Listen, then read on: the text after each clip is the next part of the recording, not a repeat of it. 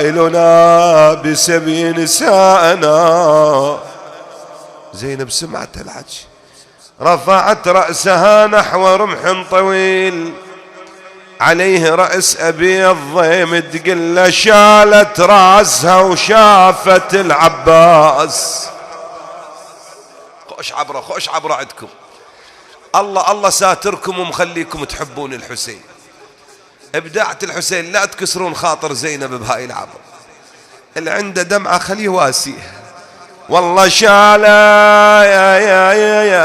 شالت راسها وشافت العباس، صاحت يا ابو الغيرة يا ابو الغيرة والنوماس، انا عتبي عليك مو عتبي على الناس. خويا كل من شال اخته يا خو زينب، بس اختك بقت كلهم الهم فزاعة، بس اختك ماكو فاز. تقل نخت زينب وقلها والنخوتك.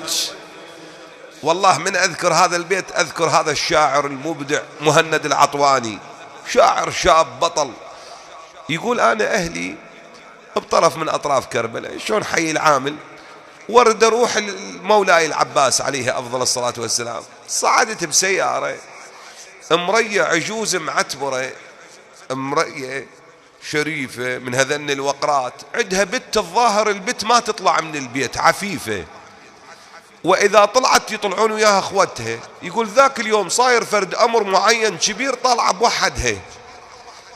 الأم سئلت البت قبل لا تقولها وين طالعة وليش طالعة، كلمة واحدة سئلتها قالتها وين أخوتك؟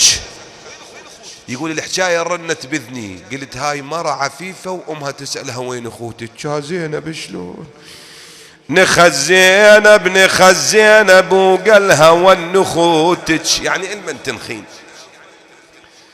نخ زينب وقالها والنخوتك، وانا من الروس اسمع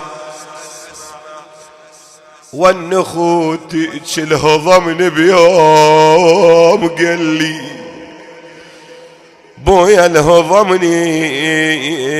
الهضمني بيوم قال لي وين اخوتك الروس اثنين صدن علي.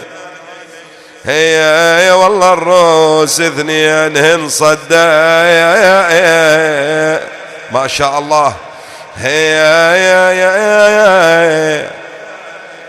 تقول له زحف لينا يا خويا الجيش وانساب وما ظل شرف عند القوم، وانساب خويا سلبونا وخونا انذبح، وانساب يا اهل انسب علي وهو علي حامل حمير. إنا لله وإنا إليه راجعون. وسيعلم الذين ظلموا أي منقلب ينقلبون والعاقبة للمتقين. بسم الله الرحمن الرحيم. وإنه لقسم لو تعلمون عظيم، صدق الله العلي العظيم. الآية 76 من سورة الواقعة فيها سر متعلق مع الزهراء